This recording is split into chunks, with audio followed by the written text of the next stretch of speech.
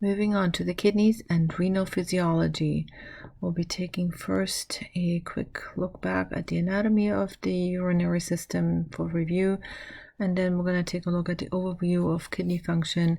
There are three processes that are taking place in the kidneys at the level of the glomerulus, and there will be filtration, reabsorption, and secretion. Once we're done figuring out how filtration, reabsorption, and secretion work, we're going to move on to excretion, which is short, and micturition is a fancy word for peeing. So the functions of the kidneys are to regulate the extracellular fluid volume and blood pressure. We are also regulating osmolarity, maintenance of ion balance, which goes together, of course. Then we have homeostatic regulation of pH, and it's not quite as powerful as the lungs, but still the kidneys also participate in regulation of pH. Of course, we want to excrete waste, and that will be water-soluble waste, and the kidneys also produce some hormones. So here will be your anatomy review. The kidneys are in your body, in your abdominal cavity, retroperitoneal. The little caps that are sitting on top of the kidneys are the adrenal glands, and here you have the kidneys, the familiar shape, kidney-shaped. And here will be a kidney section, and you can see the lighter areas right here. There will be the cortex area. The medulla area are these pyramid-shaped structures, so that would be the medulla area. And here you have also already the two different types of nephrons. Now, nephrons are the functional units in the kidneys. You have the cortical nephrons that are sitting in the cortex region, originating there with a short loop of Henle, and then you have the juxtamedullary nephrons that have a very long loop of Henle, as you can see right here. All of the fluids that are then finally excreted, they will collect here at the renal pelvis and will be transported to the ureters for excretion. And the capsule here, that is a tough outer covering of each kidney, which is connective tissue. So here are the two different types of nephrons. We have here in the cortex region, so this is the cortex region, we have those nephrons that are originating in the cortex region. Those are cortical nephrons. They have a short loop of Henle, as you can see right here. And then we have juxtamedullary nephrons. Juxta means next to. And so these nephrons, they originate here and sort of at the juncture of the cortex to the medulla region. You have the glomerulus right here. And these nephrons are characterized by a very long loop of Henle, dipping deep down here into the medulla region. And so here would be a juxtamedullary nephron, and you can also see the blood vessels surrounding it. So you can see a very long loop of Henle right here, and then the blood vessels of the vasa recta that are surrounding this very long loop of Henle. And here would be the functional unit of the kidneys, and that is a nephron. And we're going to take a look at the parts of the nephron. We're starting always at the glomerulus, and the glomerulus is basically a little capsule right here. So we're going into each glomerulus with an afferent arteriole. We're exiting each glomerulus with an efferent arteriole, and we have a little capillary bed inside, and the whole thing is surrounded by Bowman's capsule. The capillary bed inside of each glomerulus is one of the leakier kinds. And then once these fluids have all been filtered out, we're entering the proximal convoluted tubule. So you can see how convoluted it is. So this would be the PCT, the proximal convoluted tubule. Once we're through with that, we're entering the loop of Henle, which has a descending limb and an ascending limb of Henle's loop. Descending, ascending limb. And then once we're out of the loop of Henle, we're going to enter the distal convoluted tubule. It's also convoluted, and it's distal convoluted tubule, the DCT. And then once we're through with that, we have the collecting duct left. And then once we are collecting all of these fluids, we're going to go to the bladder and for excretion.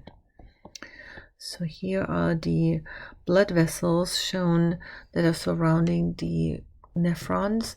And so all these fluids that are being reabsorbed out of the nephron, they have to go somewhere, and they will be collected back into the cardiovascular system. And you can see here it's a very elaborate capillary system that is surrounding the tubular network of each nephron.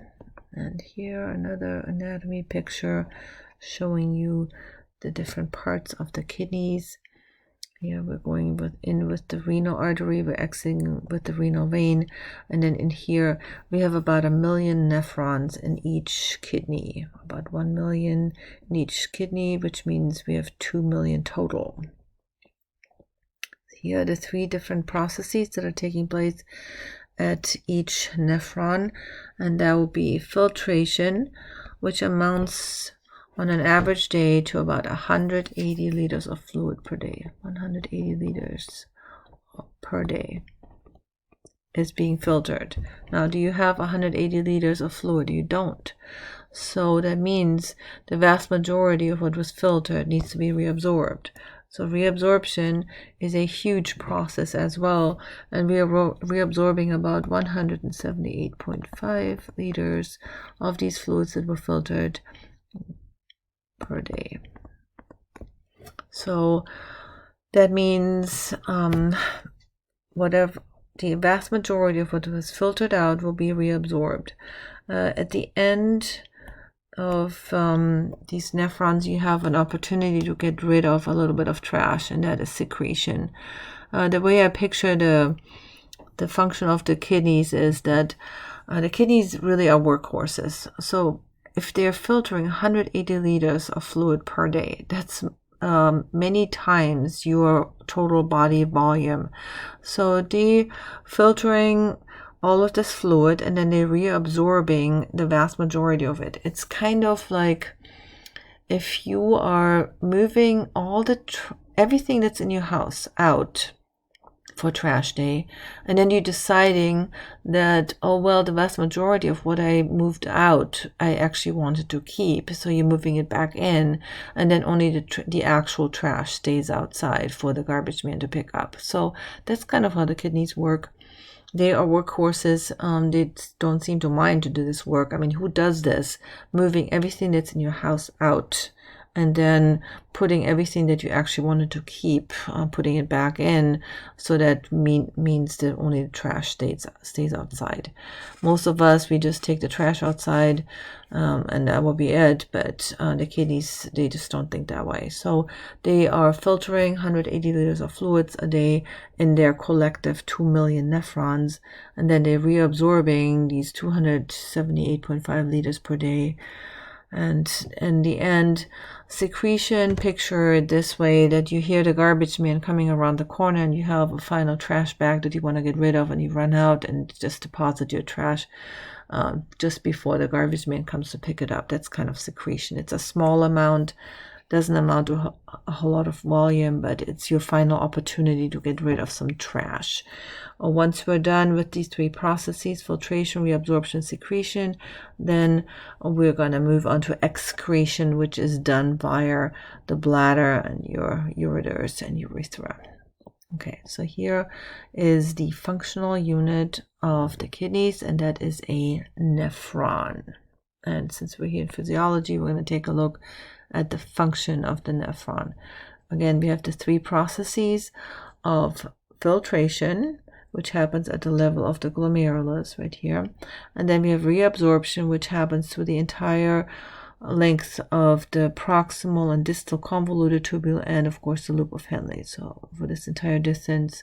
And then secretion is mostly at the end, just a little bit here in the front part, but it's a small amount. It's not nearly the volume that you have for filtration and reabsorption. So here in parts, you have the different portions of each nephron, and then we're going to add in the different parts for the so of course filtration happens just here at the front end, and then reabsorption, the big R, the big green R, happens throughout the entire length of the nephron, the tubular portion of the nephron. And then secretion in blue is an inward, so we're getting rid of some trash, you're putting it back into the tubule right here. So, but it's a small amount. And take a look at the direction of the reabsorption. Of course, that is an outward kind of movement, outward. So we're going to put stuff back into the blood. Okay, so here is the summary of all of this, and you can take a look at it. I like this picture here a little bit better.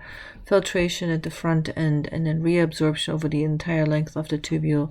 So an outward movement of materials. Again, this is about 180 liters per day. This reabsorption is about 178.5 liters per day, and then secretion is a minute amount, but it's an inward putting stuff back into the tubule for excretion. So the equation would go the amount filtered minus the amount reabsorbed plus the amount secreted, and that is what you're going to excrete. Here are some slightly different numbers for you. So the plasma volume entering the afferent arteriole is 100%. And then out of that volume, about 20% of that volume is being filtered out. So what's leaving through the efferent arteriole is about 80% of what entered through the afferent arteriole. Out of this 20% of volume that's filtered, and by the way, that does add up collectively with your 2 million nephrons to 180 liters per day, 19%, more than 19% will be reabsorbed. So we're going to return that back into your cardiovascular system. On less than 1% of the volume is eventually excreted into the external environment. And in terms of collective numbers, so the filtration is 180 liters per day, and then the reabsorption will be 178.5 liters a day collectively with all your nephrons, of course. And your volume excreted depends on your overall fluid status, but it's typically less than 1.5 liters per day. Okay. So now let's take a look at the epithelium around the glomerular capillaries. So you're going into each nephron with relatively high pressure through the afferent arteriole. And then here inside of these, on this capillary bed that's surrounded with Bowman's capsule, you have a very leaky capillary bed, but the filtration rate is monitored by podocytes. So you have these cells that are hugging these capillaries that are very leaky. They're fenestrated, and now they will determine how much volume is actually being filtered out. Whatever is filtered out goes into the space, into this Bowman's capsule space, and then eventually moves on here into the proximal convoluted tubule.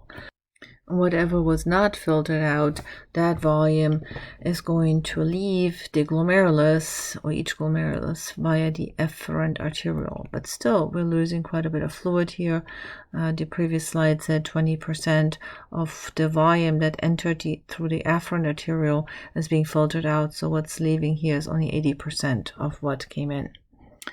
Let's take a look at the filtration membranes, and as you can see in the previous picture right here, there are these cells that are hugging the capillary, and they basically create a filtration membrane with variable sort of pore size. So here you have these filtration slits, and these are the pores in the endothelium right here, and the capillary endothelium, and then you can see how the size of these podocytes hugging the capillary that provides the pore size of this filtration membrane. Here's another view at the same thing. These podocytes that are surrounding, here's a podocyte, and it's surrounding the glomerular capillary right here, and it provides sort of the filtration pore size. Here's an electron micrograph showing the same thing again, and you see these foot processes of these podocytes that are hugging the capillary and providing, making sure that the filtration pores have the right size. The capillary pressure causes filtration, so you're going at relatively high pressure into each glomerulus. So the afferent arteriole is going with high pressure, so that means hydrostatic pressure, high blood pressure, because you're coming down from the abdominal aorta and going into the kidneys at pretty high hydrostatic pressure. And then we also have the colloid osmotic pressure and the fluid pressure to think about.